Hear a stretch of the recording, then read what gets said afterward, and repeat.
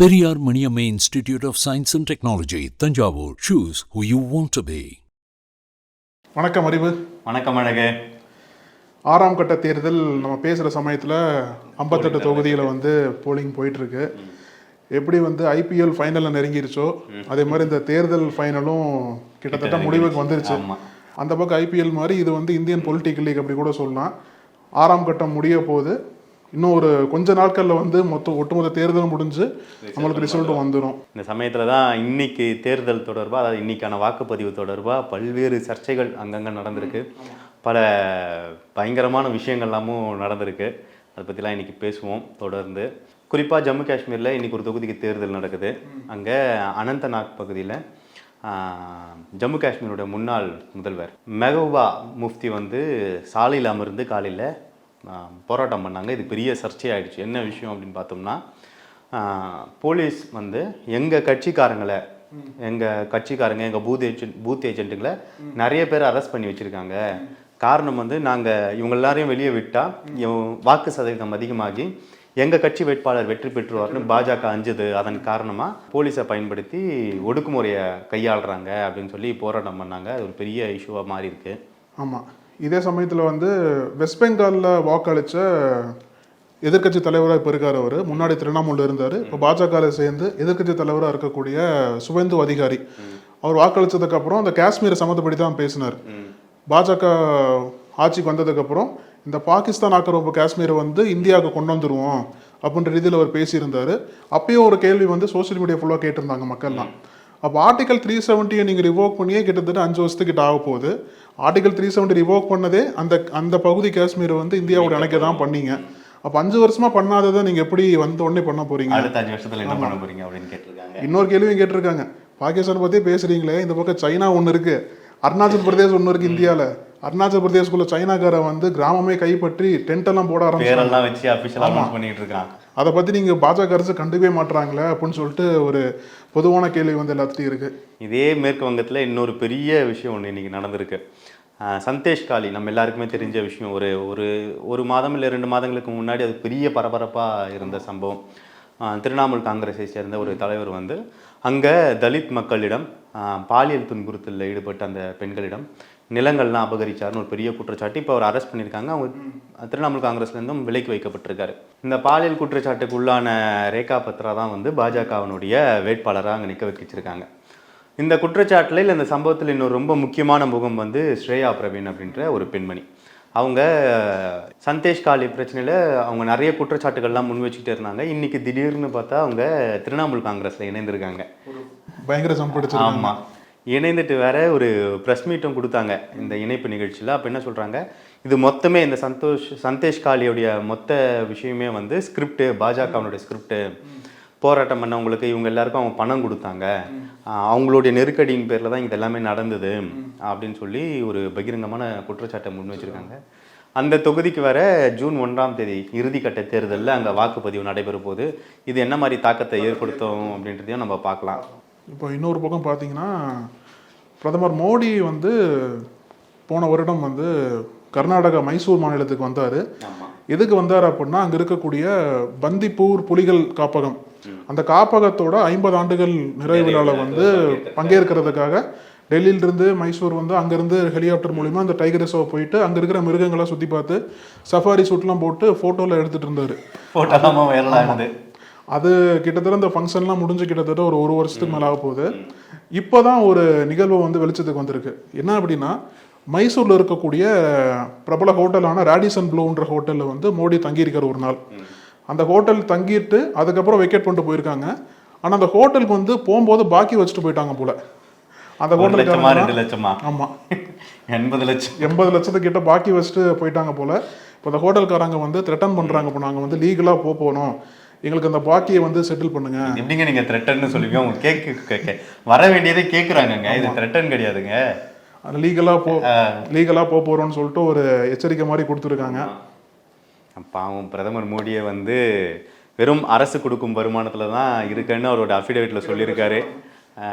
ஆனால் இது அரசாங்கம் பே பண்ண வேண்டியது, தனிநபர் மோடி பே பண்ண வேண்டியது இல்லை.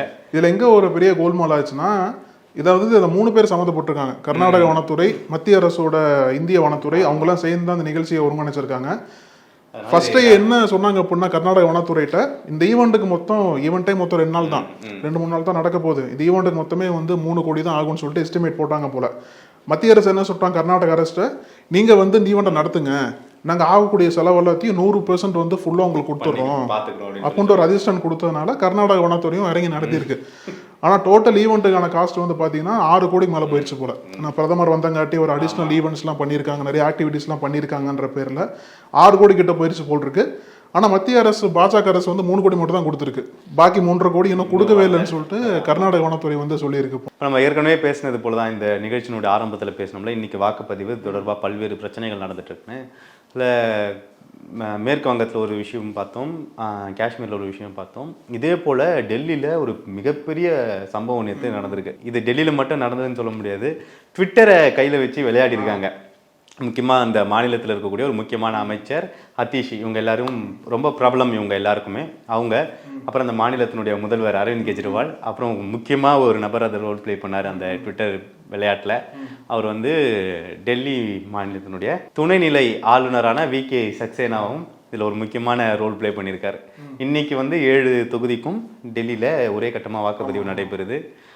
ஏற்கனவே அந்த என்ன பிரச்சனை அப்படின்றதெல்லாம் பார்த்தோம் டெல்லியில். ஆமாம், நேற்று என்ன பண்ணிட்டாங்க, அத்தீஷி வந்து ட்விட்டரில் ஒரு போஸ்ட் போடுறாங்க. கவர்னர் வந்து ஒரு ஆர்டர் கொடுத்துருக்காரு டெல்லி போலீஸ்க்கெலாம், எங்கெங்கெல்லாம் இந்தியா பிளாக், அதாவது இந்தியா கூட்டணியினுடைய வாக்கு சதவீதம் அதிகமாக இருக்கும்னு நினைக்கிறாங்களோ அங்கெல்லாம் வந்து ஓட்டை கம்மி பண்ணணும், மக்களை வெளிவர விடாமல் பண்ணணும், அதன் மூலிமா வாக்கு சதவீதம் கம்மியாகணும், பாஜக ஜெயிக்கிறதுக்கு இந்த மாதிரி வழிவகை செய்யணும்னு ஒரு ஆர்டர் போட்டிருக்காரு, வாய்மொழி உத்தரவாக போட்டிருக்காரு அப்படின்னு சொல்லி ஒரு கமெண்ட் போட்டாங்க. இது பரவி ஒரே நெருப்பாக கிளம்பின உடனே டெல்லியில் கெஜ்ரிவாலும் இதில் கூட சேர்ந்துக்கிட்டாரு. இது என்ன இவ்வளோ பெரிய அதிர்ச்சிகரமான தகவல், தயவுசெய்து எலெக்ஷன் கமிஷன் அதை தலையிட்டு வாக்குப்பதிவை வந்து ஸ்மூத்தாக எடுத்துகிட்டு போகணும் அப்படின்னு சொல்லி அவர் ஒரு பதிவு போட, அப்புறம் எல்லாருக்கும் சேர்த்து கடைசியாக ஒரு பஞ்ச் ஒன்று வச்சார் நம்ம துணைநிலை ஆளுநர் VK சக்சேனா. இந்த பிரச்சனைலாம் இங்கே இப்படி சொல்லிக்கிட்டு இருக்காங்க. ஆனால் உண்மை நடந்தது என்னன்னா, டெல்லி முதல்வர் அரவிந்த் கெஜ்ரிவால் குடிநீர் வாரியத்திற்கும், அதாவது டெல்லியினுடைய குடிநீர் வாரியத்திற்கும் மின்சார வாரியத்துக்கும் ஒரு உத்தரவு போட்டிருக்காரு. 24 மாலையிலிருந்து 25 வரைக்கும் டெல்லியில் மின்சாரம் தண்ணீர் இரண்டையும் துண்டிக்க சொல்லியிருக்காரு. அப்போ மக்கள்லாம் வந்து ஒரு கோபம் வந்து, மக்களுக்கு ஒரு கோபம் வரும்ல, என்னப்பா நீங்கள் வந்தால் கரண்ட் இருக்கும்னு சொன்னீங்க, கரண்ட்டே இல்லை அப்படின்ட்டு ஒரு கோவம் வரும், தண்ணி இருக்கும் நீங்கள் தண்ணி, இந்த கோவம்லாம் அப்படியே எதிர்த்திறப்பா. இப்போ டெல்லியில் டைரக்ட் வந்து பாஜகவினுடைய, அதாவது மத்திய அரசினுடைய கண்ட்ரோல் நிறைய இருக்கும். ஆமாம், ஸோ இதெல்லாம் பாஜகவுக்கு எதிர்ப்பாக திரும்பி ஆம் ஆத்மிக்கு ஓட்டு வரும்னு சொல்லி இப்படி பண்ணியிருக்காரு அப்படின்னு சொல்லி ஒரு பிரச்சனை போய் இது ரொம்ப பெரிய இஷ்யூவாக மாறி இருக்கு. இப்போ இது பயங்கர சோசியல் மீடியா பேட்டிலாக இருக்கும் போது இருக்கு. ஒரு பக்கம் VK சக்சேனா வந்து சோசியல் மீடியா பேட்டில் பண்ணிட்டு இருக்கும் போது, இன்னொரு பக்கம் லீகல் பேட்டிலும் பண்ணிட்டு இருந்திருக்காரு. லீகல் பேட்டில்னா நேத்திக்கோ முந்த நாளோ இல்லை, ஒரு 20 வருஷமும் லீகல் பேட்டில். யாருக்கும்னு கேட்டிங்கன்னா VK சக்சேனாவுக்கும், அப்புறம் வந்து மேதா பட்கர் வந்து ஒரு பிரபலமான ஒரு முகம் தான். அதாவது பெண்களுக்கான உரிமைகள், விவசாயிகளுக்கான உரிமைகள், ட்ரைபலுக்கான உரிமைகளை தொடர்ந்து போராடிட்டு இருக்கக்கூடிய, குரல் கொடுக்கக்கூடிய ஒரு பெண்மணி வந்து மேதா பட்கர். இவங்களுக்கும் இப்போ டெல்லி லெப்டினன்ட் கவர்னராக இருக்கக்கூடிய VK சக்சேனாவுக்கும் கிட்டத்தட்ட ஒரு 20 ஆண்டுகளாக வந்து லீகல் பேட்டில் போயிட்டு இருந்திருக்கு. அது என்னன்னா, அது ஆரம்பிச்சது 2000 ஆண்டு.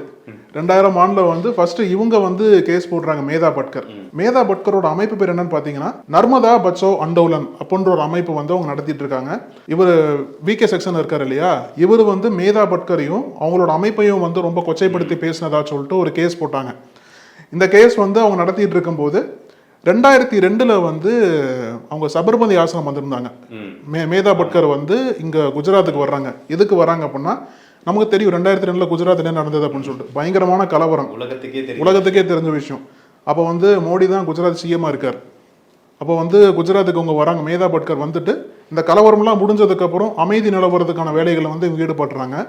அப்போ வந்து என்ன சொல்கிறாங்க மேதா பட்கர், நாங்கள் குஜராத்தில் போயிருக்கும் போது இப்போ கவர்னராக இருக்கார்ல VK சக்சேனா, அவர் வந்து அப்போ அகமதாபாத்தில் இருக்க NGOவோட தலைவராக இருந்தார்.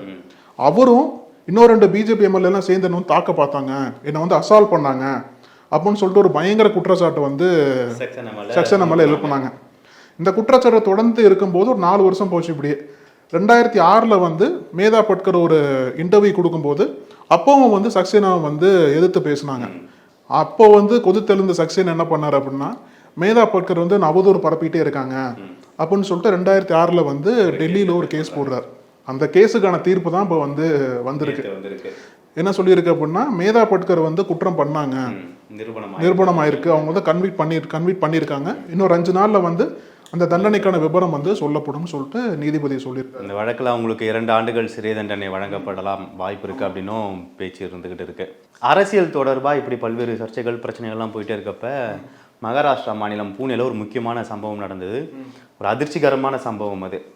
12ஆம் வகுப்பு படிக்கும் மாணவன் வந்து தன்னுடைய பரீட்சையில் பாஸ் ஆகிட்டான் அப்படின்ற காரணத்திற்காக ஃப்ரெண்ட்ஸோடு சேர்ந்து பப்பில் பார்ட்டி பண்ணிவிட்டு நல்லா முழு மது போதையில் விலை உயர்ந்த போர்ஷே கார் எடுத்துகிட்டு ரோடில் போயிருக்காரு. அப்போ 2 ஐடி ஊழியர்கள், அவங்க 2 பேரும் நண்பர்கள், ஒரு ஆண் ஒரு பெண், அவங்கள அடித்து தள்ளி அவங்க ஸ்பாட் அவுட் ஆகி இது ஒரு பெரிய இஷ்யூவாக போயிட்டுருக்கு. இந்த கேஸில் அந்த 17 வயது சிறுவனுக்கு கொடுத்த தண்டனையும் பெரும் விமர்சனத்துக்கெலாம் உள்ளானது. அதெல்லாமல் நம்ம பார்த்தது தான். இந்த வழக்கில் இவங்க தாத்தா மேலே ஏற்கனவே ஒரு ஒரு ஒரு ஒரு குற்றச்சாட்டு இருக்குது, இன்னொரு ஒரு வழக்கு இருக்குது.